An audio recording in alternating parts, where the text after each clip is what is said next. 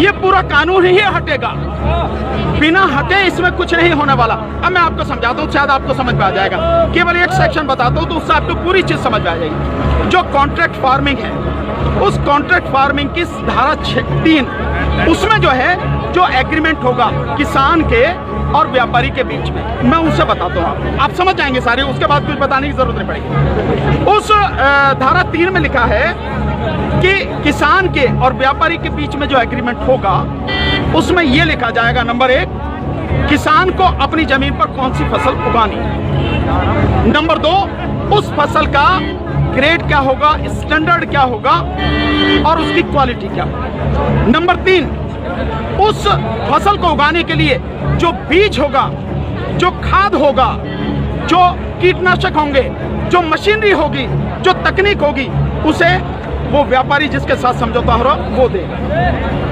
इसके बाद उसी एग्रीमेंट में लिखा जाएगा इसकी कीमत क्या होगी। जो फसल उगाएगा, जब फसल पक के तैयार हो जाएगी तो किस कीमत पर व्यापारी खरीदेगा, ये भी लिखा जाएगा। साथ में ये भी लिखा जाएगा कि इस फसल की कितनी बार चेकिंग होगी, तो बोते समय, फसल जब बढ़ रही होगी उस समय, और जब फसल कट के व्यापारी खरीदेगा उस समय 3 समय उसकी चेकिंग होगी।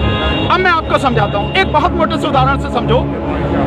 ये मानिए कि इसके कानून के हिसाब से पूरे देश की जमीन, पूरे देश की जो किसानों के पास जमीन है, उसका जो व्यापारी हैं उनसे एग्रीमेंट हो गया। व्यापारियों से एग्रीमेंट होने के बाद सारी जो फसल है वो कहां जाएगी, व्यापारी के घर में। इसका मतलब ये हुआ कि सरकार के पास खरीदने के लिए एक दाना नहीं बचेगा, सारी की सारी फसल व्यापारी खरीद के ले जाएगा। और व्यापारी कितनी फसल खरीद सकता है, पहले उस पर प्रतिबंध था, अब इसेंशियल कमोडिटीज एक्ट यानी आवश्यक वस्तु अधिनियम से वो बैरिकेड हटा दी गई। यानी कि जो एक लगा रखा था बैरियर कि इससे ज्यादा नहीं कर सकते, लिमिट लगा रखी थी, लिमिट वो खत्म कर दी। इसका मतलब व्यापारी जितनी चाहे फसल खरीद के अपने गोदाम में रख सकता है। अब मानिए कि जब पूरी फसल किसान से व्यापारी के घर चली गई, तो अब थोड़ा सा पीछे आइए। 2013 में इस सरकार ने, संसद ने एक कानून बनाया था इस देश के गरीब लोगों के लिए, 82 करोड़ गरीब लोगों के लिए नेशनल फूड सिक्योरिटी एक्ट यानी राष्ट्रीय खाद्य सुरक्षा कानून। उसके तहत 82 करोड़ लोगों को 3 रुपए किलो चावल, 2 रुपए किलो गेहूं और 1 रुपए किलो मोटा अनाज देना था। अब मैं आपसे सवाल पूछता हूं, अब समझें आप कुछ। जब सारा अनाज व्यापारियों के पास चला गया, सरकार के पास कुछ नहीं है, तो सरकार इन 82 करोड़ लोगों को कहां से अनाज लाएगी, पहले तो ये बताओ। इसका मतलब जो 82 करोड़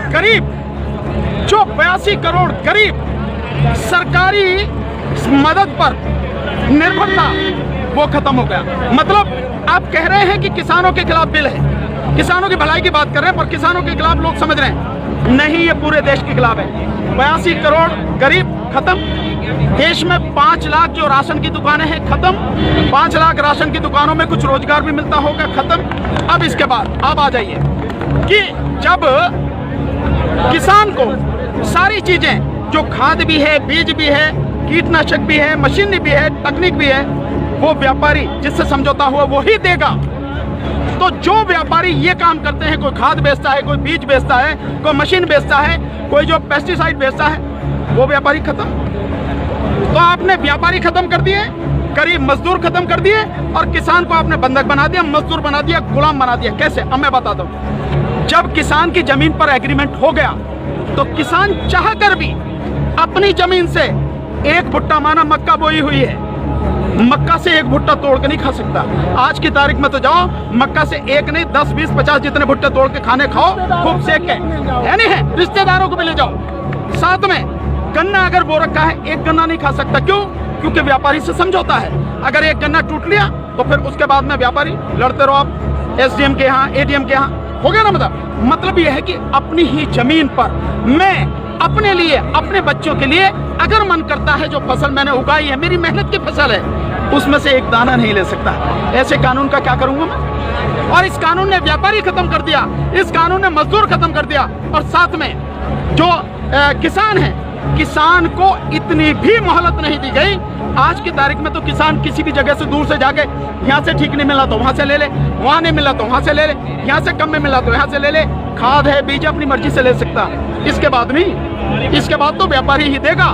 इसका मतलब ये हुआ कि चंद व्यापारियों के हाथ में पूरा देश जाने वाला है। और जब व्यापारी के साथ में समझौता हो गया तो कोई बैंक भी किसान को लोन नहीं देगा, कोई भी बैंक। इसका मतलब ये हुआ कि अगर उसे पैसा चाहिए किससे लेगा? एक ही रास्ता बचा, उस व्यापारी से। तो सरकार कहती है ना कि जमीन नहीं जाएगी, ऐसे जाएगी जमीन। उसी व्यापारी से जब वो कर्जा लेगा, धीरे धीरे कर्जा बढ़ता चला जाएगा, और कर्जा बढ़ता चला जाएगा, व्यापारी का ब्याज बढ़ता चला जाएगा।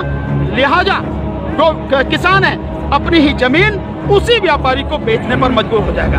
अब थोड़ा सा पीछे जाओ, आपको लेके जाता हूँ। 1947 से पहले क्या था?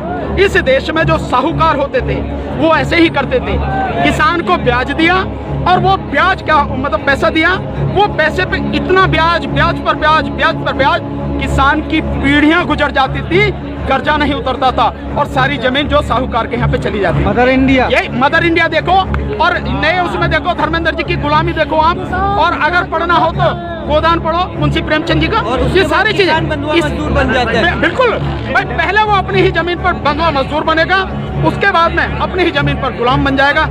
ये है इस कानून का परिणाम जो आगे तक नजर आता है। तो सरकार ये ना समझे हमें, इसलिए ये कानून पूरे देश को तबाह करने वाला। अब एक चीज और रहेगी, उसे भी बता दो। जो मध्यम वर्ग के लोग जो आज रोटी खा रहे हैं, जब व्यापारी सारा अनाज अपने गोदामों में बंद कर लेगा, तो वो जो आज उसने लिया जिस दाम पे, उससे 6 गुना, 7 गुना, 8 गुना दाम पर बेचेगा। तो जो मध्यम वर्ग के लोग जो घरों में बैठे हैं, अगर उनको बाहर आना चाहिए इस आंदोलन में, उनको आज जो अनाज या आटा 20 रुपए से 25 रुपए 30 रुपए किलो मिल रहा है, वही इस कानून के लागू होने के बाद वो आटा, वो अनाज उन्हें 5 से 6 गुना दाम पर मिलेगा। 100 रुपए, 125 रुपए, 150 रुपए किलो मिलेगा। तो असर किस पे पड़ेगा? एक भी व्यक्ति बचेगा नहीं जिस पर इस कानून का असर न पड़े। इसीलिए मैं कहता हूं कि ये किसानों के विरोध में नहीं है, देश को तबाह और बर्बाद करना।